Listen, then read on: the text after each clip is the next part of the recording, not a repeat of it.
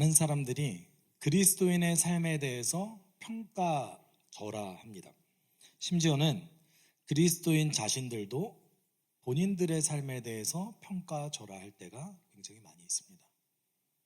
우리가 우리 삶이 고되고 힘들 때에 단지 그냥 고되고 힘든 거를 하나님의 능력으로 잘 버티면 되겠거니, 내가 하나님과 함께 있으니 위로를 얻고, 그리고 그 삶이 위로를 얻었으니까 하나님 때문에 잘 견뎠다. 여러분 보통 여기 정도 생각하잖아요. 근데 성경이 이야기하는 그리스도인의 삶은 좀 다른 차원의 것입니다. 근데 왜 우리는 우리의 삶조차도, 열심히 살아가는 그리스도인의 건강한 삶, 성숙한 삶조차도 우리는 왜 성경보다 평가절하할까요? 그 기준을 우리의 행복과 만족에 두고 있기 때문에 그렇습니다. 특별히는 자본주의 세계 속에서 있는 그 기준을 우리의 삶에 맞추기 때문에 우리는 우리의 삶을 평가절하할 때가 많아요. 저는 이제 SNS를 많이 하는 편은 아닌데, 제 아내가 가끔 그 스레드 얘기를 조금 해줘요. 스레드 여러분 하시는 분 계십니까? 제가 뭐라고 하기 위해서 얘기하는 거 아니에요? 하시는 분은 좀 보셨을 수도 있겠다라는. 네. 스레드에 요 근래 목회자들의 글이 그렇게 올라온대요.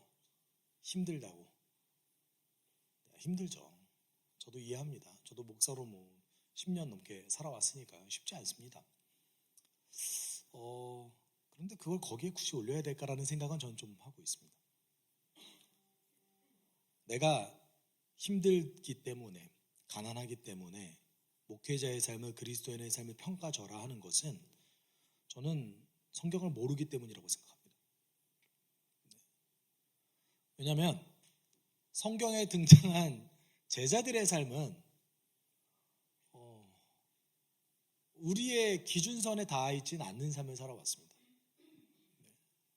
여러분, 우리가 적어도 예수라는 존재를, 예수가 우리의 메시아입니다, 예수가 우리의 주님입니다 라면서 그것을 전하는 삶을 살아가는 것이 우리 인생 목표 중 하나잖아요. 그렇죠? 그리고 예수라는 분 자체만 놓고 봅시다. 예수라는 분 자체만 놓고 봤을 때, 여기 제가 항상 그 자매님들께 여쭤보고 싶은 말이 있어요. 예수 같은 분 계시면은 결혼하실 거예요? 예수님에 대한 제가 확신하건대 못생겼을 거예요. 그때 30세에 불과하셨는데 환갑이 다 돼 보인다고 누가복음에 기록되어져 있으면 굉장한 노안이셨습니다. 눈에 볼 때에 좋아 보이는 모습이 전혀 없었다라고 이사야는 기록하고 있습니다. 어디 이상한 12명 끌고 다니고 있고, 심지어 집도 없습니다. 머리도 곳이 없다고 그러세요. 옷은 많았겠어요. 그리고 단명합니다. 어떠세요? 여러분, 우리의 기준으로 놓고 봤을 때, 여러분, 우리의 기준이 지금 삶에 대한 기준이 어디 있는지를 좀 보여주고 있는 것이죠. 그리고 우리의 삶의 어떤 만족, 행복 이런 것을 평가할 때 가장 많이 침투하는 것이 사실 자본주의 논리죠. 근데 또 한 가지, 우리가 그리스도인의 삶을 평가절하하게 만드는, 또는 예수를 완전히 주인으로 삼아가서 살아야지라고 하는 것을 방해하는 요소 중에 하나가 뭐냐면 흑백 논리에 빠진 거예요. 이분법에 빠진 거예요. 어떤 이분법이냐면, 내가 하나님께 모든 걸 다 바쳐야겠거니, 그래서 하나님이 주신 아름다운 선물을 거부하는 삶이 바른 그리스도인이야 라고 생각하시는 분도 계십니다. 이것은 교회와 세상, 그리고 세상과 나의 삶을 이 두 개로 이분법적으로 나누는 그 이원론에 기원한 신학이에요. 여러분, 이 세상 누가 만드셨죠? 하나님 만드셨습니다. 하나님이 만드신 세상의 것을 하나님의 백성이 누리는 것은 전혀 문제가 되지 않습니다. 그런 의미에서 어떤 우리가 우리의 삶을 제대로 평가하는 것, 그리고 우리가 우리의 삶을 대체적으로 평가절하 하는데, 이 평가절하하게 만드는 것들이 성경의 기준이 아닌 성경 외의 것에서 나의 삶을 기준 삼아서 평가하고 있기 때문에 그런 것이죠. 물론 이런 것은 우리가 피할 수 없는 일이기도 합니다. 저도 제 동료가 굉장히 부러울 때가 있습니다. 저는 그렇게 엄청 에너지 레벨이 엄청 높은 사람이 아니고, 그리고 엄청 활동적인 사람이 아닙니다. 그래서 굉장히 에너지 있게 사역하는 분들 보면 부럽기도 합니다. 나도 저렇게 해야 되나? 막 저희도 막 외부 활동도 많이 나가고 이렇게 해야 될까? 어떤 분은 고개 끄덕이는 분은 못 봤는데 다 흔드시기만 하시는 것 같은데. 네. 그렇습니다. 우리는 우리를 제대로 평가할 수 없습니다. 그것이 현실이죠. 여러분, 오늘 본문을 통해서 한번 그리스도인의 삶, 특별히는 단지 하루의 일과에 지쳐서 그리스도인의 삶을 평가절하하는 우리들에게 진정한 그리스도인의 삶의 의미와 가치를 좀 찾아갔으면 좋겠습니다. 그리고 동기부여가 좀 됐으면 좋겠어요. 우리가 견디는 거, 여러분 그리스도인으로서 건강하게 견뎌내는 거, 이거 굉장히 가치 있는 일입니다. 오늘 본문에 그런 게 드러난다고요? 한번 살펴봅시다. 네. 여러분, 가이사랴에서 무죄 판결을 받을 수 있었지만 바울은 이미 황제에게 상소를 했습니다. 그래서 무죄 판결을 못 받고 로마로 압송되기 시작합니다. 이제 로마로 가야 돼요. 황제를 만나야 되니까. 그 배경에 대해서 좀 얘기하고 있는데 2, 3절에 이렇게 얘기하고 있습니다. 우리는 아드라 무떼노호를 타고 출항하였다. 이 배는 아시아 연안의 여러 곳으로 향하는 배였다. 데살로니가 출신인 마게도니아 사람 아리스다고도 우리와 함께 하였다. 이튿날 우리는 시돈에 배를 대었다. 율리오는 바울에게 친절을 베풀어 친구들에게로 가서 보살핌을 받는 것을 허락하였다. 나름의 배경을 이야기하고 있죠. 그럼 여기서 우리가 주목해 볼 만한 것은 우리라는 단어입니다. 우리. 사도행전에 대체적으로는 3인칭 표현을 많이 씁니다. 누구는 이런 식으로. 근데 우리라는 표현을 썼을 때는 그 안에 일행 중에 누가 들어가 있다는 것을 뜻할까요? 저 이미 말했는데 누가가 들어가 있습니다. 네. 왜냐하면 누가가 사도행전을 기록했기 때문입니다. 지금 현재 일행에 누가 들어가 있다는 거예요? 누가가 들어가 있습니다. 네. 한국말로 번역된 게 굉장히 루크, 누가가 들어가 있습니다. 최소한 바울은 3명 이상의 사람과 동행하고 있습니다. 적어도 바울과 동역자인 사람은 아리스도가와 누가, 그리고 바울, 이렇게 3명 이상입니다.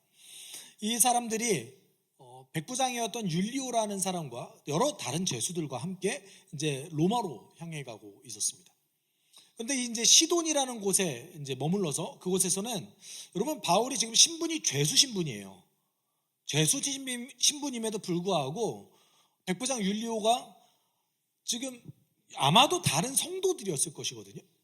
시돈에 살고 있는 다른 성도에게 가는 것을 허락합니다. 이게 몇 가지 시사하는 바가 있는데, 첫 번째, 위험하지 않다. 바울은 위험하지 않다. 이것을 알려주고 있는 거예요. 그리고 두 번째는 도망갈 위험이 없다. 도망가면 어떡해요? 그렇죠? 별로 도망갈 위험이 없구나. 그러니까 바울이 죄수로서도 어느 정도 이제 뭐랄까요? 신뢰를 주고 있다는 것을 보여주고 있습니다. 아마도 이곳에서 바울은 성도들에게 후원 물품이나 후원금 정도를 받았을 가능성이 조금 있습니다. 여러분, 그런데 우리가 기억해야 될 것이 몇 개 있는데, 여러분 그 사도행전에 보면 배를 타고 이동하는 모습들이 많이 등장합니다. 그렇죠? 21세기의 그 독자 입장으로 봤을 때는 이렇게 의미 없는 것을 뭐하러 적어놨지? 라고 생각해 보신 분? 저는 손든 거예요. 네. 솔직히 우리 고민 안 하고 그냥 읽으시죠? 네. 여러분, 성경은 고민하고 읽는 겁니다. 기억해 주세요. 성경은 고민하고 있는 거예요. 1년에 1독 안 하셔도 괜찮아요. 아셨죠? 우리가 1년에 1독 해야지 이렇게 정량에 너무 치우치지 맙시다. 그리고 무조건 창세기 마태복음부터 읽어야지. 왜요? 왜 그런 거죠? 고린도 교회는 고린도 전후서밖에 없었습니다. 초기에는. 그들은 고린도 전후서를 수십 번 수백 번 읽었을 겁니다. 여러분의 상황에 맞는 성경을 고민하면서 읽어가는 걸 추천드립니다. 그래서 우리는 사실 고민, 왜라는 질문을 잘 안 던지고 해요. 저는 이상했어요. 아니 왜 이렇게 당시 종이값도 엄청 비쌌는데 왜 이렇게 배 타고 이동하는 모습을 많이 보여주고 있을까? 여러분 다 고대의 기준으로 놓고 봤을 때 배를 타고 이동하는 것은 어떤 모습을 보여주고 있냐면 영웅의 서사시예요.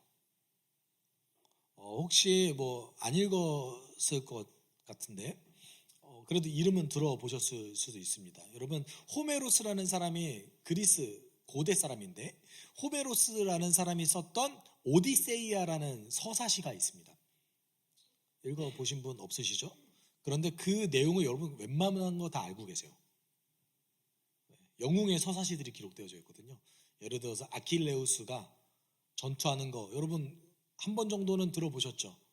네, 이런저런 이야기 그게 다 오디세이아에 등재 들어가 있어요. 근데 이 오디세이아의 가장 많은 분량을 차지하는 게 뭐냐면 바다로 이동하는 거예요. 항해예요.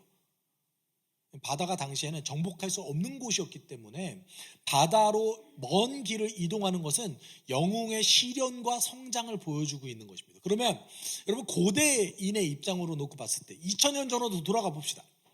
바울이 세계 곳곳을 바다를 항해하고 막 있겠어요. 이게 어떤 모습이에요? 하나님 나라 복음을 전하는 영웅적인 모습을 그리고 있는 거예요. 현재. 심지어 지금 어디로 가고 있죠? 로마로 가고 있습니다. 로마는 이방인의 입장에 놓고 봤을 때 로마인의 입장으로 놓고 봤을 때는 세상의 중심이었어요. 유대인은 어떻게 생각했을까요? 유대인에게 로마는 세상의 중심이었을까요? 아니요. 유대인에게 세상의 중심은 예루살렘이었습니다.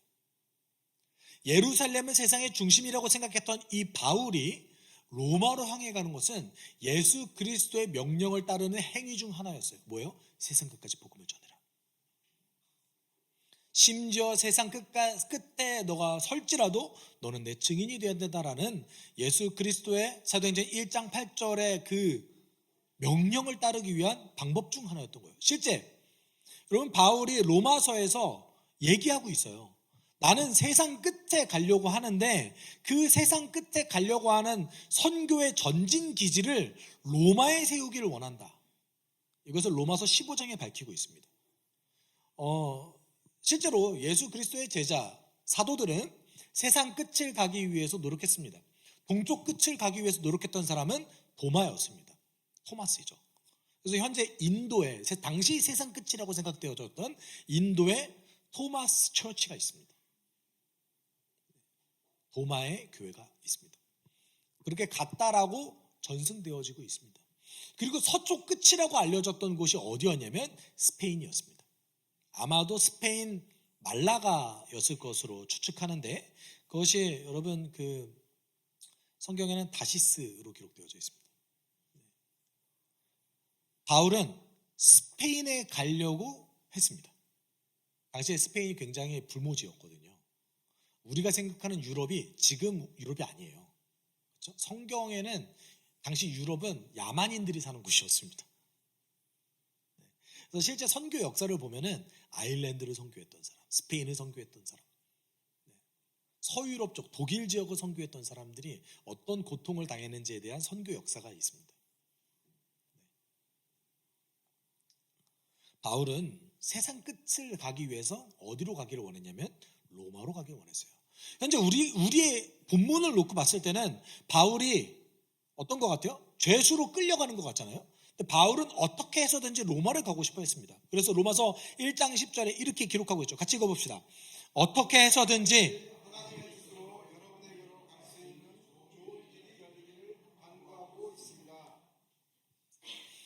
바울이 어떻게 하고 있대요? 좋은 길이 열리기를 간구하고 있습니다. 어떻게 해서든지 저는 로마에 가고 싶은데 이렇게 갈 수 있도록 하나님께 기도하고 있습니다. 로마서에 직접 밝히고 있습니다. 로마서가 언제 기록됐냐면 AD 57년 또는 58년에 고린도에서 기록되어졌습니다. 여러분, AD 54년에 글라우디오 황제라는 사람이 로마에 살고 있는 유대인들을 강제로 추방했습니다. 그 강제로 추방했을 때에 고린도라는 도시에 그 유대인들을 강제 정착시켰어요. 그리고 바울이 그 고린도라는 도시에 뭐를 세웠습니까? 교회를 세웠습니다. 바울이 AD 57년에 고린도를 방문했을 때에 어떤 소식을 들었냐면 로마 교회에 대한 소식을 들었고 그 로마 교회에 대한 문제를 해결하기 위해서 로마서를 기록했습니다.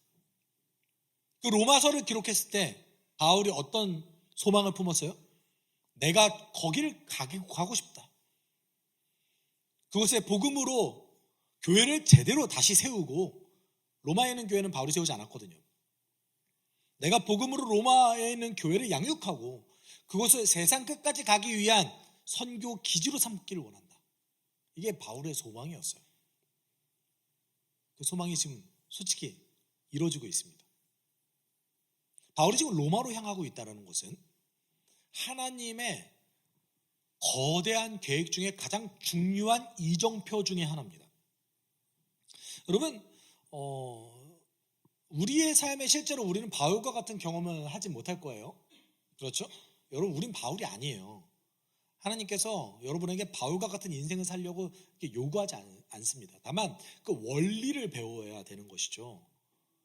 그런데 바울에게 하나님께서 요구하셨던 것은 교회의 역사의 가장 중요한 이정표 중 하나입니다. 그 중에 바울의 인생의 가장 중요한 것 중 하나가 인생 말년을 로마에서 보내는 거였습니다. 지금 그리고 바울은 로마로 가고 있습니다. 제가 왜 이걸 이렇게 장황하게 설명하느냐? 그만큼 중요하기 때문에 그렇습니다. 근데 문제는, 자, 생각해 보십시오. 로마서 1장 10절에 보면 하나님의 뜻으로 여러분에게 갈 수 있기를 바랍니다 하면서 간구해요. 하나님의 계획에도 바울이 로마에 가는 것, 중요한 계획이었습니다. 바울의 소망에도 자신이 로마에 가는 것이 너무나 중요했습니다. 그런데 가면 되잖아요. 그렇게 여러 곳을 돌아다녔던 사람이 로마 못 가겠습니까? 그렇죠? 근데 왜 그냥 안 갔을까요?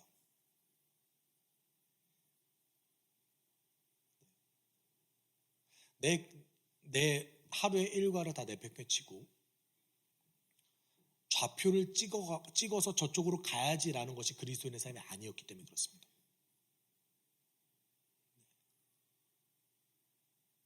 오늘 하루 중요한 일을 해야만 했어요, 바울은.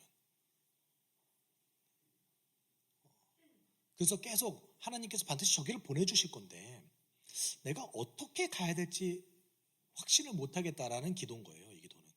바울이 원하면 갈 수 있었습니다. 세상 곳곳을 돌아다녔던 바울이 왜 로마로 못 갑니까? 로마로 가는 길이 가장 발전했었는데요, 당시에. 갈 수 있었어요. 근데 왜 이렇게 기도하는 거예요? 하나님의 시기와 때를 묻는 거죠. 그때가 이루어졌습니다. 지금입니다. 근데 그 가는 길에 위험이 도사리고 있어요. 여러분, 주님의 뜻대로 살아가는 우리의 삶에는 고통과 위험과 고난이 있죠. 아니, 그냥 깨진 세상을 살아가는 우리의 삶은 다 고통입니다. 여러분이 직장을 옮길 때 항상 걱정하는 거 무엇입니까? 그곳에 어떤 또라이가 있을까? 그거 고민하지 않으세요? 네. 그렇잖아요. 제가 이런 비속어 써서 죄송합니다. 그렇지만 우리 유명한 비속어잖아요. 내 주변에 또라이가 없다면 그 또라이는 나다. 그래서 제 친구들과 함께 이제 또라이 보존 법칙이 있다. 질량 보존 법칙처럼 그렇게 우스갯소리를 하죠. 주를 향해 나아가는 삶에도 반드시 고통이 있습니다. 위험이 있습니다. 바울이 로마로 가는 그 길에도 우여곡절이 있었습니다. 위험성이 있었습니다. 9절과 10절은 이 항해에 어떤 위험이 있는지 이야기하고 있습니다. 많은 시일이 흘러서 금식 기간이 지났으므로 벌써 항해하기에 위태로운 때가 되었다. 그래서 바울은 그들에게 이렇게 충고하였다. 여러분, 내가 보기에 지금 항해를 하다가는 재난을 당할 것 같은데 짐과 배의 손실만이 아니라 우리의 생명까지도 이럴지 모릅니다.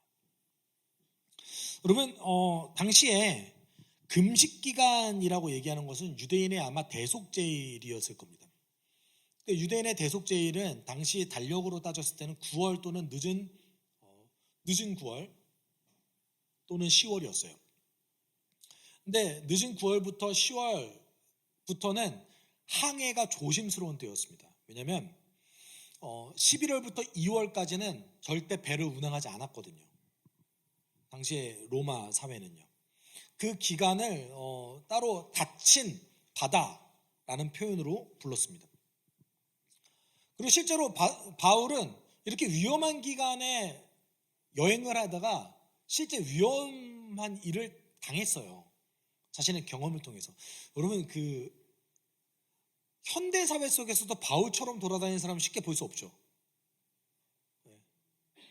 물론 이제 현대 사회에서 현대 21세기 관점에서 놓고 봤을 때 바울처럼 세상 곳곳으로 돌아다니면은 이제 인플루언서가 될 수 있는 가능성이 좀 있잖아요. 경험을 이렇게 적어서. 그렇죠? 당신은 너무 이상한 사람이었어요. 바울처럼 여행 다니는 사람은 없습니다. 그리고 오지를 막 가잖아요. 타우루스 산맥을 넘지를 않나, 마케도니아를 가질 않나, 아니 로마 중심부로 가도 모자를 파네. 그건 가지도 않습니다. 바울은 자신의 경험에 대해서 이렇게 고린도후서 11장 25, 26절에 이렇게 기록하고 있어요. 같이 읽어볼까요?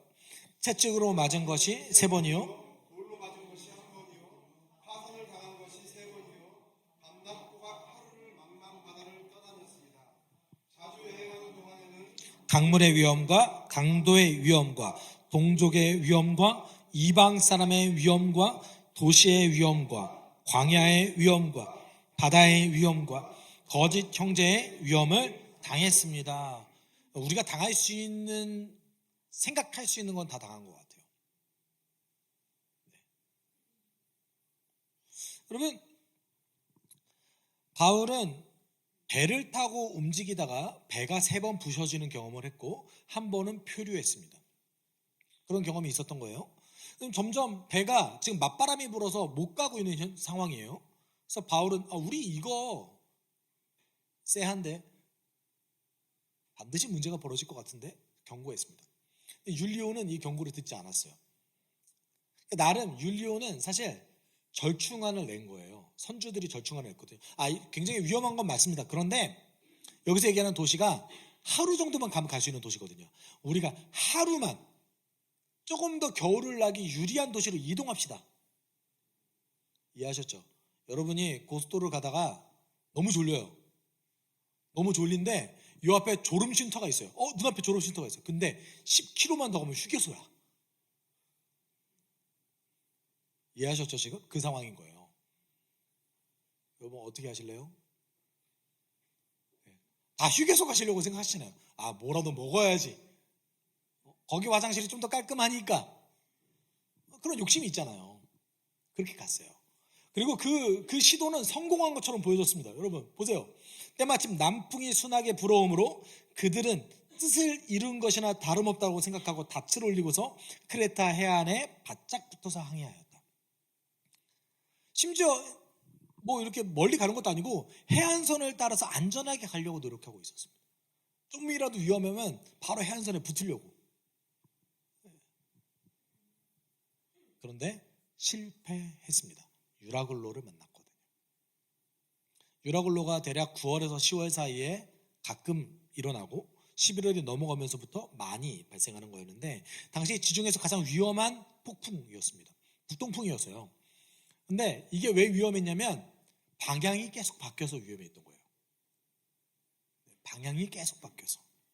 그래서 계속 위험하니까 유라굴로를 만났잖아요. 그러니까 배가 더 이상 통제가 안 되는 거예요. 그래서 먼 바다를 향해서 끌려가기 시작했습니다. 여러분, 여기 이들이 굉장히 두려워했던 리비아 해안에 있는 모래톱은 당시에 바울이 처음 항해했던 그 항해점에서부터 640km 떨어진 곳입니다. 거기까지 밀려가는 걸 걱정했다라는 거예요. 당시 리비아 해안에 있는 모래톱이 배들의 무덤으로 유명했거든요. 여러분, 배가 가다가 좌초되거나 부딪히면 웬만하면 침몰하는데 우리 이번에도 유람선이 무인도에 걸렸잖아요.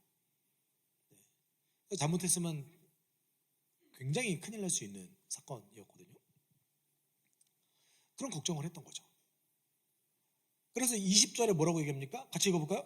여러 날 동안 해도 별도 보이지 않고 거센 바람만이 심하게 불었으므로 우리는 살아남으리라는 희망을 점점 잃었다. 우리가 주목해봐야 될 것이 있습니다. 여러분, 해도 별도 보이지도 않아요. 여러 날 동안 해도 별도 보이지 않고 폭풍 속에서 시달리고 있는데 누가 희망을 잃었대요? 우리는. 바울을 비롯한 이 일행들도 점점 살아날 수 있을 거란 희망을 잃어가고 있었습니다. 누가 여기서 살아날 거라 생각하겠어요? 아, 우린 죽었구나. 바울도 살 소망을 점점 잃어가고 있었을 겁니다. 우리는 이래잖아요. 그때 바울이 이야기하기 시작하죠. 같이 읽어볼까요? 사람들은 오랫동안 아무것도 먹지 못하고 있었다. 그때 바울이 이렇게 말하였다. 여러분은 내 말을 듣고 크레타에서 출항하지 않았어야 했습니다. 그랬으면 이런 재난과 소실은 당하지 않았을 것입니다. 그러나 이제 나는 여러분에게 권합니다. 기운을 내십시오.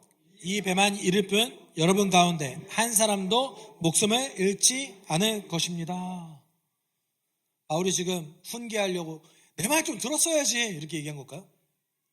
야, 내 말 맞지? 이 말이 뭐예요? 이제 내 말에 신뢰가 좀 있어?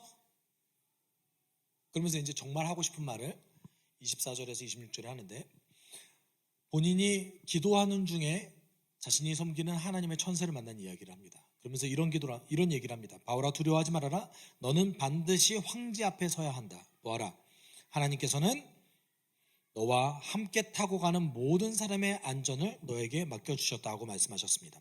그러므로 여러분, 힘을 내십시오. 나는 하나님께서 나에게 말씀하신 그대로 되리라고 믿습니다. 우리는 반드시 어떤 섬으로 밀려가 닿게 될 것입니다.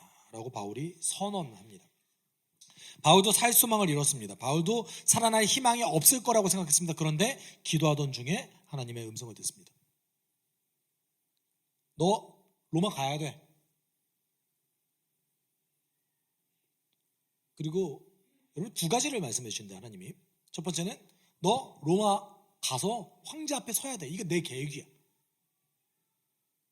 그러면 여러분, 바울과 아리스타고 누가만 살리면 되잖아요. 그러면 하나님의 계획이 이루어지는 거잖아요. 그렇죠? 우리 하나님 그렇게 쪼잔한 분 아니세요.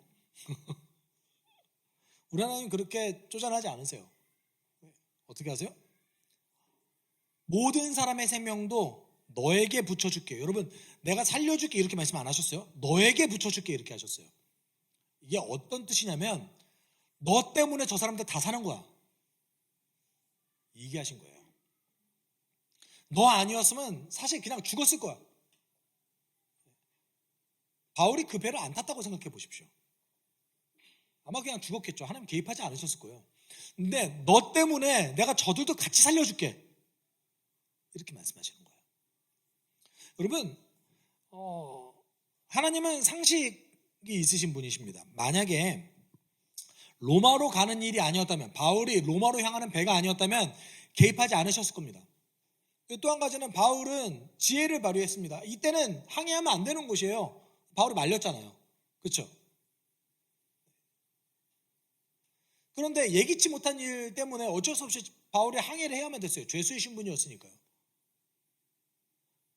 하나님께서는 자신의 계획을 이루기 위해서 바울을 살려주십니다. 그리고 바울과 함께하는 모든 사람도 살려주십니다. 그 사람의 인원이 200명이 넘습니다. 여러분, 우리는 이 과정을 통해서 명확한 사실 하나를 알 수 있습니다. 하나님 나라 복음을 전수하는 삶을 살아가는 사람은 반드시 사람을 살립니다. 우리가 이걸 잊으면 안 돼요. 반드시 사람을 살리거나 사람을 살리는 일에 기여합니다. 함께 살려가는 것이죠. 근데 바울이 그것을 의도했습니까? 의도하지 않았어요. 하나님 명령 따라서 그냥 로마로 가는 것뿐이었습니다. 근데 그 삶을 살아가는 삶의 인생은 반드시 사람을 살립니다. 여러분, 그리스도인의 삶은 무조건 사람을 살리는 삶이에요. 이거보다 귀한 일은 없습니다. 이거보다 가치 있는 일은 없습니다. 근데 우리는 내가 오늘 하루 고통받고 이거를 견디는 것에 너무 지나치게 집중해서 내 삶의 가치를 평가절하하고 있는 거예요. 어렵죠. 고통스럽죠. 마치 세상에 아무것도 변하지 않아요. 여러분, 바울의 입장이 됐다고 생각해 보십시오. 살수망을 잃어가고 있는 이 상황에서 내가 할 수 있는 것이 무엇이 있습니까? 아무것도 할 수 있는 게 없습니다. 근데 그 바울 때문에 사람이 살아났습니다. 여러분, 기독교의 역사는, 교회의 역사는 그리스도인의 삶의 가치를 알고 하루를 살아갔던 사람들이 생명을 살렸다는 것을 증명하는 역사였습니다. 그들이 사람을 살리기 위해서 어떤 의도했습니까? 그것을 목적했습니까? 아니요. 그냥 살았어요. 그냥 살았다고요. 그들이 사람을 살렸습니다. 우리는 착각합니다. 어떤 선한 일을 더 많이 해야, 더 위대한 것을 해야 사람을 살릴 수 있지 않을까? 아니요. 초대교회 성도들은 예수 때문에 죽는 모습을 보여줬을 뿐입니다. 그들이 사람을 살렸습니다. 그들이 뭘 대단한 일을 했다고요? 그러면 만약에 더 좋은 일을 많이 하는 측면으로 양적인 측면으로 놓고 봤을 때 현대 교회가 초대교회보다 압도적으로 더 좋은 일을 많이 합니다. 현대 교회는 돈을 갖고 있고 사람을 갖고 있고 그리고 이동이 자유롭기 때문에 지금도 한국 사회 내에서 사각지대에 있는 사람들의 교회가 적극적으로 섬기고 있습니다.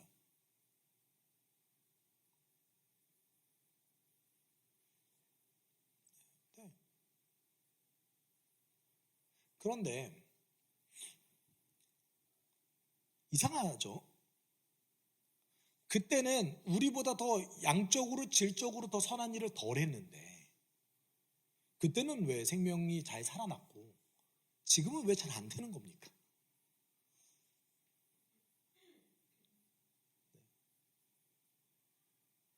어떤 누군가를 돕고 선한 일을 하고 여러분 이게 사람을 살리는 게 아니에요. 뭐가 사람을 살려요?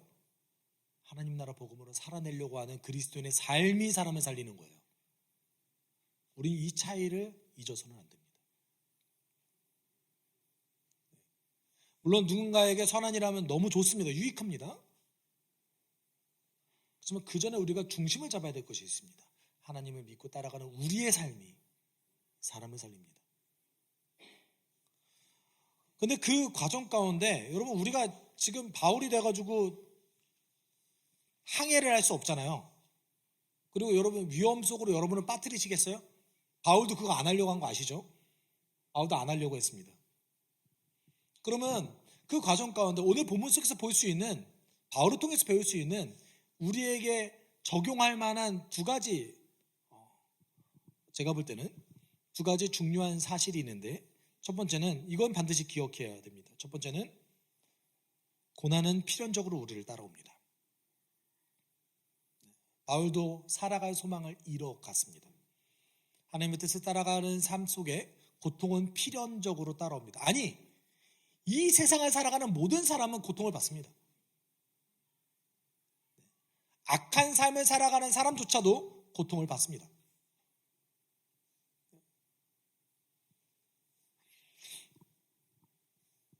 그런데 그리스도인의 고난은 그럼에도 불구하고 의미가 있습니다.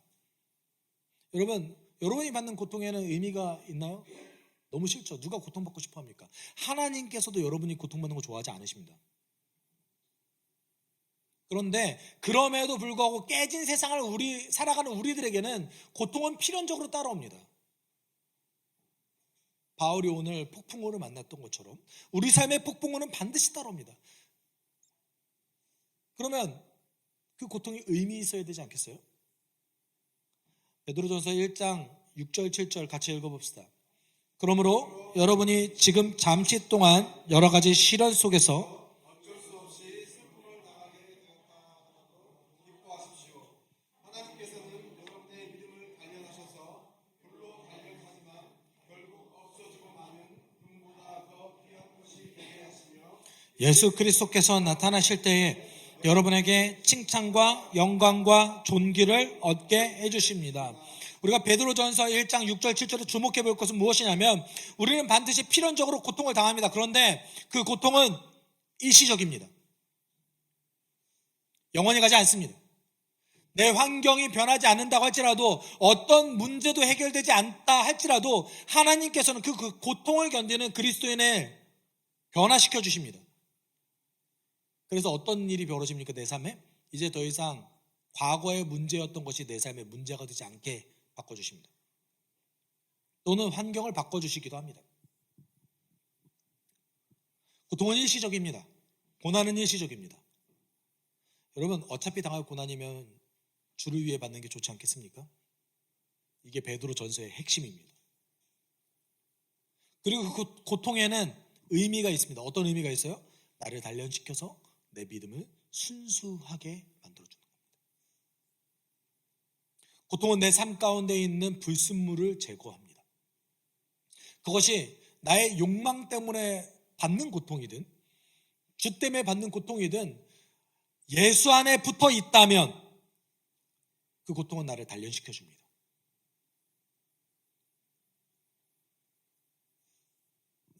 반드시. 그렇기 때문에 그리스도인의 고통은 의미가 있습니다. 가치가 있습니다.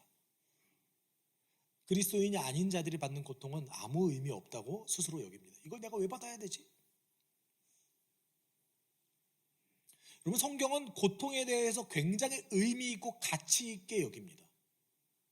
그리고 그것을 그냥 지나치지 않도록 그리스도인을 독려합니다.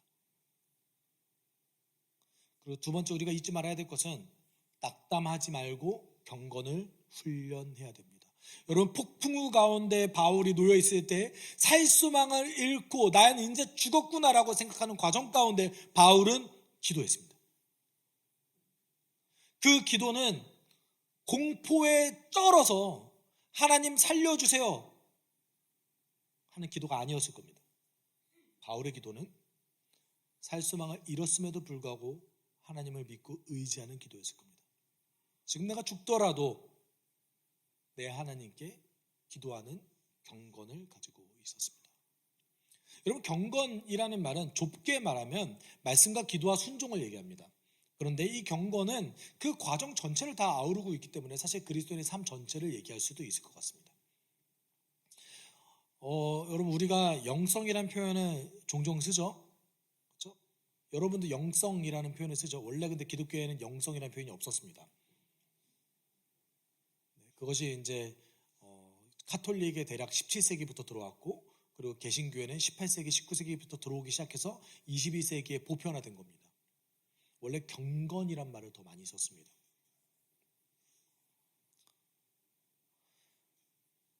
여러분, 우리 가운데 고통은 필연적입니다. 그리고 고통이 언제나 있을 수 있습니다. 그렇지만 그 가운데서도 우리가 해야 될 것은 있습니다. 그것이 무엇입니까? 경건을 훈련하는 겁니다. 바울이 디모데전서 4장 7절 8절에서 이렇게 얘기했습니다. 같이 읽어봅시다. 저속하고 헛된 꾸며낸 이야기들을 물리치십시오. 경건함의 일도 몸을 훈련하십시오. 몸의 훈련은 약간의 유익이 있으나 경건 훈련은 모든 면에 유익하니 이 세상과 장차올 세상의 생명을 약속해 줍니다. 여러분, 경건은 유익하대요. 그리고 뭐래요? 경건을 하기 위해서는 몸을 훈련해야 된대요.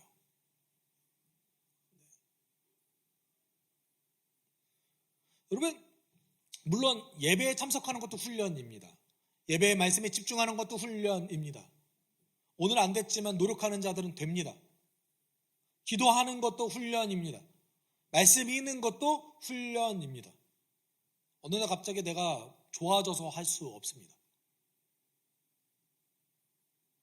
우리 너무 지나치게 신앙을 감정적으로 접근해서 내가 좋아야지 한다라고 생각하지만 바울은 분명하게 선언합니다. 경건을 훈련하십시오. 바울의 신앙은 훈련되어진 겁니다. 훈련하지 않는 자는 깊어질 수 없습니다. 깊어지지 않는 자는 주를 위해 살아갈 수 없습니다. 주를 위해 살아가지 않는 자는 생명 살리는 그 일에 여러분 동참했더라도 깨닫지 못합니다. 얼마나 너무 아깝잖아요. 내 삶이 생명 살리는 데 동참했는데 스스로 몰라요.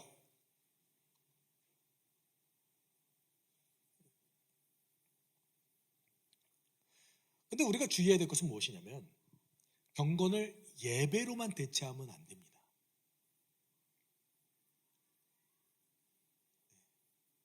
그래서 우리가 풍삼 초척기 같이 훈련하고 그리고 공동체가 함께 모여서 그것을 다시 점검하고 주일 예배 때 받았던 그 설교에 대해서 다시 되새김질하면서 한 주 동안 어떻게 살아가는지 점검하는 건 그 모든 것들이 사실 경건입니다. 경건은 훈련하는 겁니다. 여러분 오늘을 살아가는 우리에게 하나님께서는 물으십니다. 무엇을 물으시냐면 진짜가 있냐라고 물으십니다. 저는 특별히 현대 한국교회 내에서 이 시대를 살아가는 우리들의 진짜 사명은 뭐냐면 진짜가 되는 겁니다. 진짜. 성경이 이야기했던 진짜 교회, 성경이 이야기하는 진짜 그리스도인, 예수를 머리 삼고 살아가는 그들의 삶. 여러분 그들의 삶은 영광스러운 가치가 있습니다. 왜냐하면 생명을 살리기 때문이에요. 여러분 주를 따르기 위해서 노력하고 있잖아요. 내가 고통받고 있을 때, 내가 고난받고 있을 때 그것이 부르심이 뭔지 고민하고 있잖아요. 이 고통의 의미가 무엇일지 고민하고 있잖아요. 여러분 그 삶이 평가절하돼서는 안 됩니다. 그 삶은 아주 영광스럽고 가치 있는 삶입니다. 근데 우리는 그 삶을 평가절하합니다. 내가 이것만 견디면 되지 뭐. 아니요, 그 삶 자체가 생명을 살린다니까요. 우리는 영광스러운 소명을 받고 살아났어요. 왜냐하면 여러분 내가 뭔데, 내가 뭐라고 하나님께서 우리를 이렇게 선언하죠. 너는 그리스도의 편지다. 너는 그리스도의 향기다. 여러분 우리가 뭐라고 예수를 드러냅니까? 감히 피조물에 불과한 인간이 구원자이자 창조주이신 그 예수 그리스도를 드러내는 역할을 부여받았다는 게 말이 된다고 생각하십니까? 아니요, 말이 안 되는 일이에요. 하나님께서 그냥 원래 안 되는 일인데 우린 자격도 없는데 야 이거 좋은 거니까 너 좀 해주신 거예요. 우리가 어떻게 생각해야 될까? 감사합니다. 여러분의 한 주의 견딤은 영광스러운 삶을 살아가는 삶입니다. 여러분 견디길 기뻐하십시오. 그리스도인은 대가를 지불해서 열매 맺는 삶을 살아가는 자들입니다. 대가를 지불하는데 기꺼이 대가를 지불하십시오. 그것이 영광스러운 그 삶에 참여하는 우리들의 역할입니다. 근데 문제가 있습니다. 그것은 혼자 못합니다. 그래서 하나님께서 우리에게 공동체를 주셨죠. 우리는 지금 이 순간 함께 찬양했으면 좋겠는데요. 어두운 밤 다 물리쳐내고 함께 찬양했으면 좋겠습니다. 우리 살아갈 때 우리 삶의 고통은 필연적으로 찾아옵니다. 우리 가운데 어두운 밤은 언제나 날마다 찾아옵니다. 사단은 우리의 삶을 평가절하하게 만들고 우리의 삶을 자본주의의 가치로 평가하게 만듭니다. 여러분 우리 함께 찬양합시다. 우리 함께 어두운 밤도 물리쳐내고 주님 오시길 기다리게 소망합니다. 우리 함께 어두운 밤 다 물리쳐내고 우리 주님 오실 아침을 같이 맞이합시다. 길이 참고 견딘 삶 주가 기억하시리. 그가 보이신 영광 중에 우리 나타나리라. 다시 고백합시다. 우리 함께 우리 함께 어두운 밤 다 물리쳐내고 우리 주님 오실 아침을 같이 맞이합시다. 길이 참고 견딘 삶, 길이 참고 견딘 삶, 주가 기억하시리. 그가 보이시 영광 중에 우리 나타나리라. 주께 영광, 주께 영광, 영광, 모든 찬양 받기 합당하시리. 주께서 우리와 영원히 함께 하시리. 그의 부르심 따라 우리 함께 주를 노래합시다. 주께 영광, 주께 영광,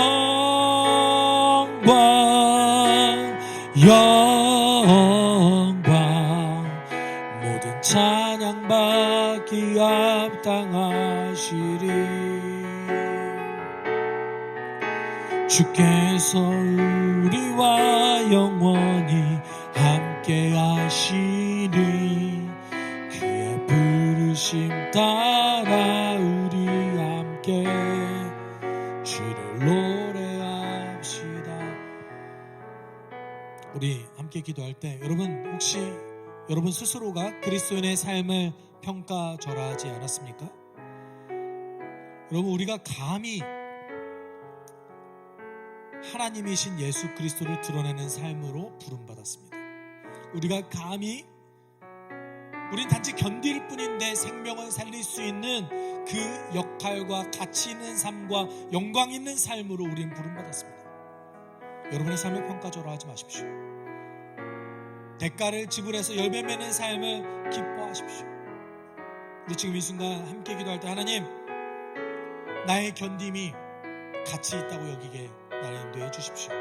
나의 삶이 그 어떤 삶보다 귀하다고 하나님의 뜻을 받아들여서 평가할 수 있게 주님 도와주십시오. 우리가 함께 기도하며 나가도록 하겠습니다. 사랑하는 하나님 아버지 감사합니다. 하나님 우리